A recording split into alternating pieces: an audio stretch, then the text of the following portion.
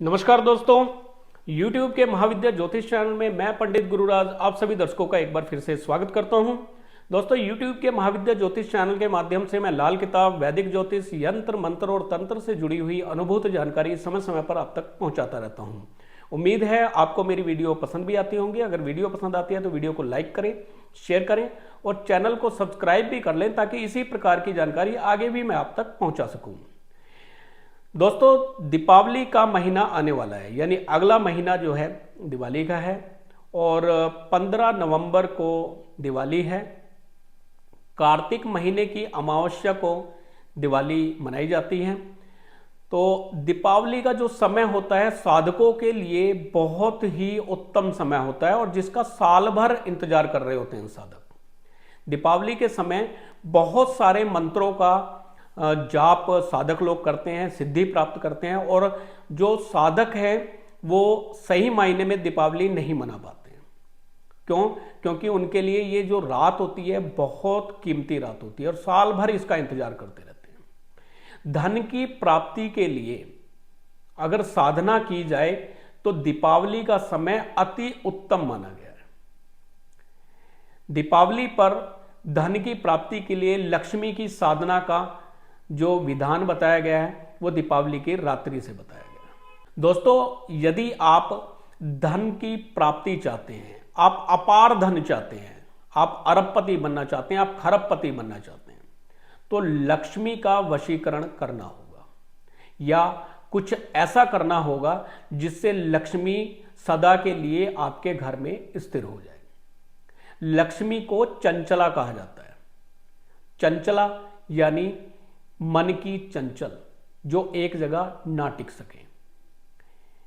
मां लक्ष्मी को हर समय विष्णु भगवान का ध्यान रहता है और यही कारण है कि लक्ष्मी किसी के घर में ज्यादा समय नहीं टिकती है। तो दोस्तों, आज मैं आपको जो प्रयोग बताने वाला हूं, जिस चीज के बारे में बताने वाला हूं, अगर इस चीज को आपने अपने घर में रख लिया तो मैं गारंटी के साथ कह रहा हूं कि आपको करोड़पति अरबपति बनने से कोई नहीं रोक सकता।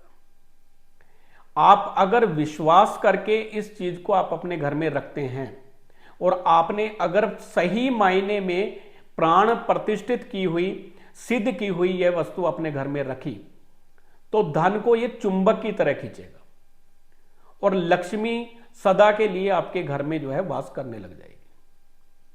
दोस्तों, मैं स्फटिक के श्री यंत्र की बात कर रहा हूं। स्फटिक का श्री यंत्र बाजार में भरा पड़ा है। आप मार्केट में जाएंगे, स्फटिक के श्री यंत्र बहुत सारे मिल जाएंगे और बहुत सारे लोग क्या करते हैं, स्फटिक के श्री यंत्र लेकर आते हैं और घर में मंदिर में रख के उनका पूजा पाठ करना शुरू कर देते हैं। लेकिन इसका यह तरीका सही नहीं है। जब तक यंत्र में प्राण ना हो तब तक वह आपकी किसी पुकार को नहीं सुनेगा, आपकी बात वहां तक नहीं जाएगी। जब यंत्र में प्राण होते हैं और आप उनके बताए गए मंत्र को, जब लक्ष्मी का एक सही मंत्र का पाठ आप यंत्र के सामने करते हैं, तो यह यंत्र आपके धन की जो जरूरत है उसको पूरा करता है। दोस्तों, स्फटिक एक ऐसी चीज है जो मां लक्ष्मी को अति प्रिय है। मां लक्ष्मी स्फटिक में वास करती है। एक तरह से कमल के बाद अगर दूसरी चीज है तो वो है स्फटिक। स्फटिक का श्री यंत्र यदि प्राण प्रतिष्ठा करके और दीपावली के समय अगर इसकी सिद्धि की जाए, इसकी साधना की जाए, यंत्र सिद्ध किया जाए और इस यंत्र को आप घर में रखें, तो मैं गारंटी के साथ कह रहा हूं कि पैसा इस रफ्तार से आपके घर में आएगा कि पड़ोसी भी हैरान हो जाएंगे कि ये क्या करने लगा है, कहीं 2 नंबर का काम तो नहीं करने लग गया, इतना पैसा आ रहा है इसके पास। पड़ोसी भी हैरान हो जाएंगे। स्फटिक का श्री यंत्र क्या होता है मैं आपको दिखा दूं।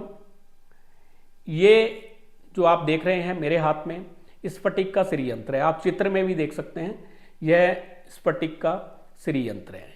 इनकी जो बनावट है वो एक पिरामिड के आकार की होती है। ये पिरामिड के आकार में बना होता है और पिरामिड के आकार का होने की वजह से ये घर के कई तरह के वास्तु दोष को भी दूर करता है।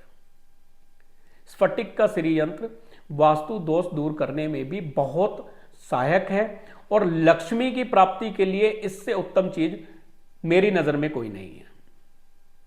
इसको सिद्ध कैसे किया जाता है मैं आपको थोड़ा सा बता दूं। दीपावली की रात्रि में 12 बजे से इनकी पूजा शुरू की जाती है। 12 बजे से पहले सारी तैयारियां कर ली जाती हैं।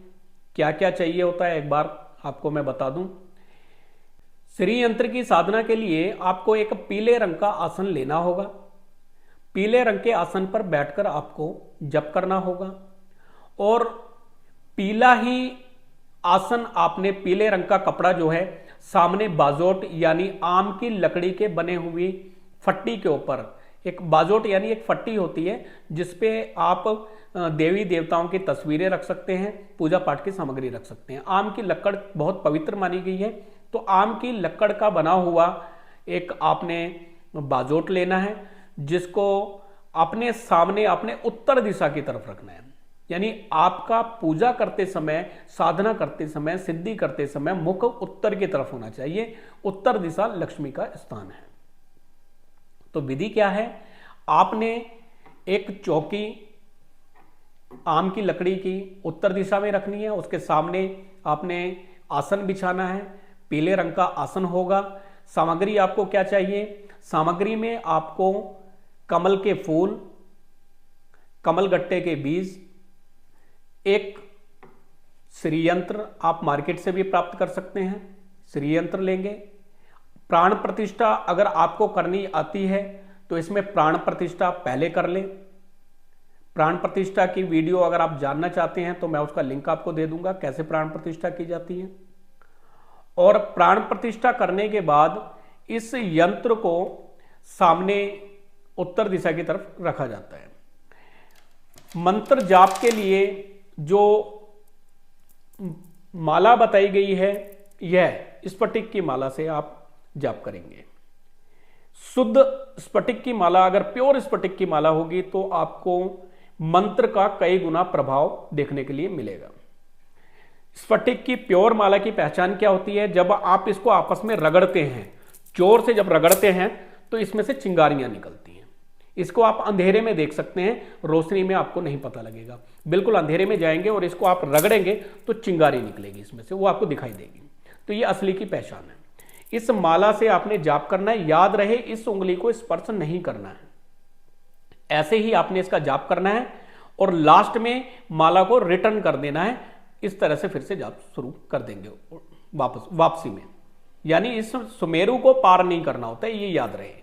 तर्जनी टच नहीं करनी है, सुमेरु को पार नहीं करना है और माला आपके नाभि से नीचे किसी भी वस्त्र को या धरती को स्पर्श बिल्कुल ना करें। जाप में बैठते हुए आसन शुद्धि करना बहुत जरूरी है, दिशा बंधन करना बहुत जरूरी है और न्यास वगैरह करना भी बहुत जरूरी है। सामने बाजोट पे आप पीला वस्त्र बिछाएंगे। एक चांदी की अगर प्लेट मिल जाए तो बहुत उत्तम है, और अगर चांदी की ना मिले तो पीतल की प्लेट लेंगे जिसमें सिंदूर से अष्टदल कमल बनाएंगे। अष्टदल कमल यानी 8 पत्तियों का कमल बनाएंगे सिंदूर से, और रोली से रंगे हुए चावल उस अष्टदल कमल में आप भर देंगे। सामने आपने मां लक्ष्मी की प्रतिमा रखनी है, गज लक्ष्मी की। गज लक्ष्मी की प्रतिमा आप अपने सामने रखें जिसमें पीछे की तरफ हाथी बने होते हैं, सूंड में पकड़ा हुआ होता है कमल का फूल हाथियों ने, वो पीछे प्रतिमा बनी होती है। तो गज लक्ष्मी यानी हाथियों वाली लक्ष्मी जी की आपने एक फोटो लेनी है, उसको आप पीछे लगाएंगे। सामने आपने प्लेट में अष्टदल कमल बनाना है, चावल उसमें रोली से रंग के डालने हैं और एक कमल का फूल आपने प्राप्त करना है। उसको आपने खोल लेना है और खोलने के बाद प्राण प्रतिष्ठित श्री यंत्र बीच में आपने रख देना है कमल के। अब आप धूप जलाएंगे और तेल का दीपक जलाएंगे। तेल का अखंड दीपक आपने जलाना है। यह दीपक आपका बंद नहीं होना चाहिए 41 दिन तक। 41 दिन तक अखंड दीपक जलाना है आपने। और माला का जाप करने के लिए अच्छा रहेगा कि आप गौमुखी लें। गौमुखी यानी एक कपड़े की थैली होती है, चित्र में आप देख रहे होंगे, इसमें आप माला को डाल देंगे तो आपकी उंगली जो है बाहर आ जाती है, एक छेद बना होता है उसमें, उससे आप उंगली को बाहर कर सकते हैं। और उससे में होता क्या है कि आपकी माला नीचे एक तो गिरती नहीं है और सही तरह से आप जाप कर पाते हैं और थकते नहीं है और माला कहीं स्पर्श भी नहीं करती है। तो गोमुखी में जाप करना उत्तम रहता है। आपने 1.25 लाख मंत्रों का जाप करना है। मंत्र मैं आपको बता रहा हूं, मंत्र ध्यान से सुन लें। ओम श्रीम ह्रीम श्रीम कमले कमलाले प्रसीद प्रसीद श्रीम ओम महालक्ष्मीयाय नमः।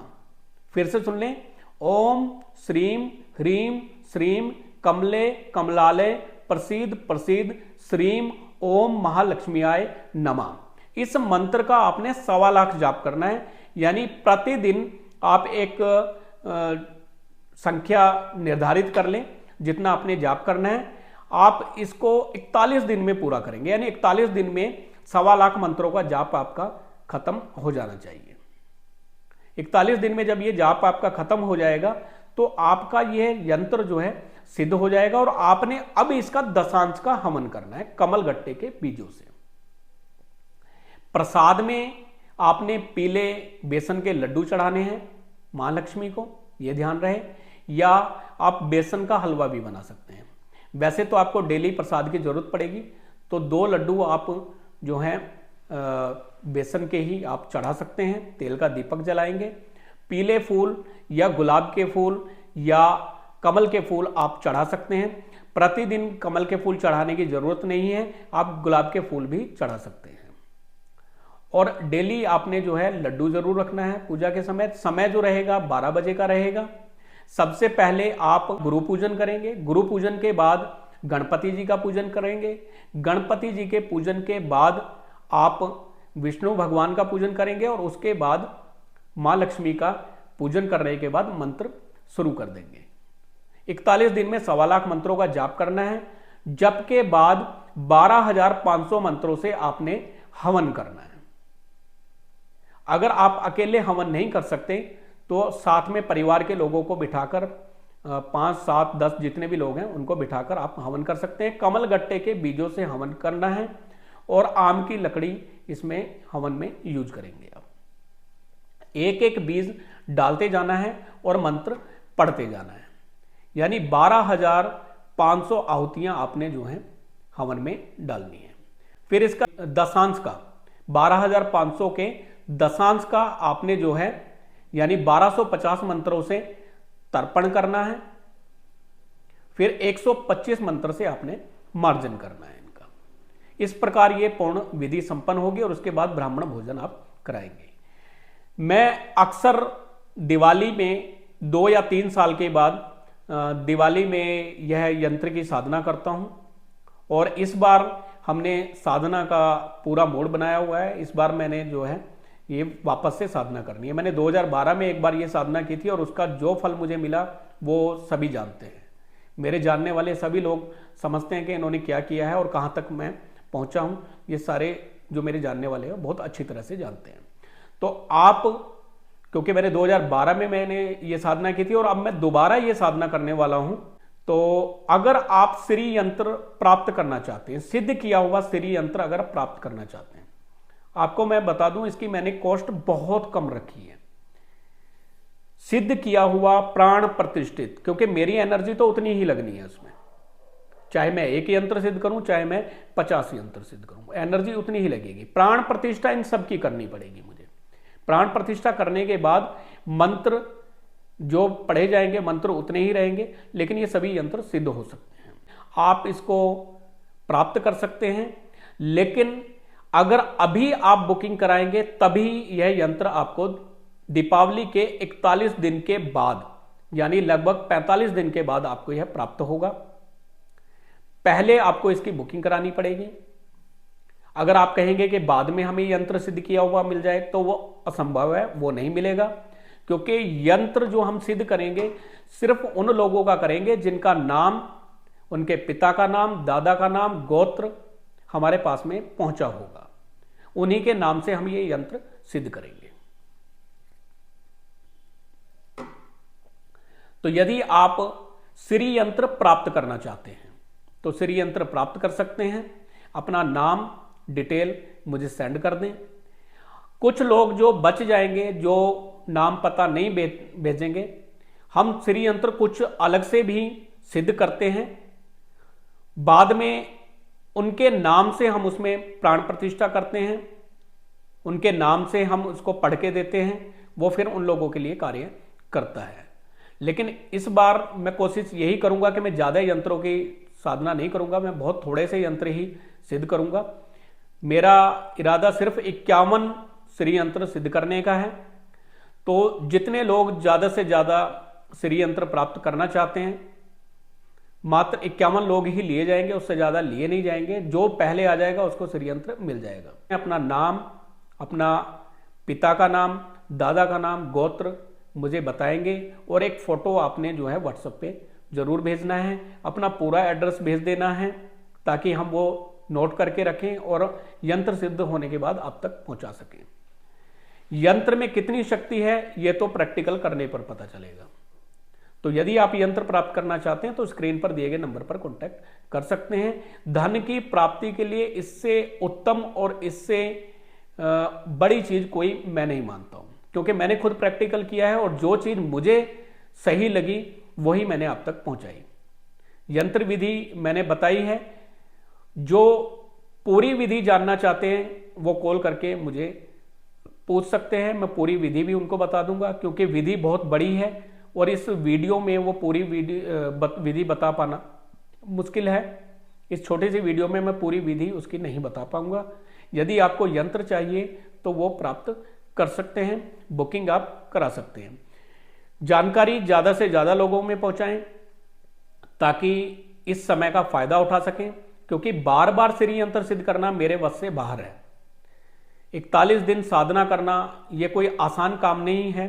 साधना के समय जमीन पर सोना पड़ता है, भोजन अपने हाथ से बनाना है, लहसुन प्याज का बिल्कुल भी प्रयोग नहीं किया जाता, ब्रह्मचर्य का पालन किया जाता है, बाहरी लोगों से कम मिला जाता है, कम बातचीत की जाती है, सिर्फ अपने काम से मतलब रखा जाता है और 41 दिन मौन रहकर ही यह साधना की जाती है। यानी बहुत कम लोगों से जो है बातचीत इस समय कर पाते हैं। बाहर हम कहीं जा नहीं पाते हैं, कहीं भी हम विजिट जो है इस समय बंद कर देते हैं। तो आप यंत्र प्राप्त कर सकते हैं। वीडियो यदि पसंद आई है तो वीडियो को लाइक करें, शेयर करें और चैनल को सब्सक्राइब भी कर लें। फिर मिलेंगे अगले वीडियो में, तब तक के लिए नमस्कार।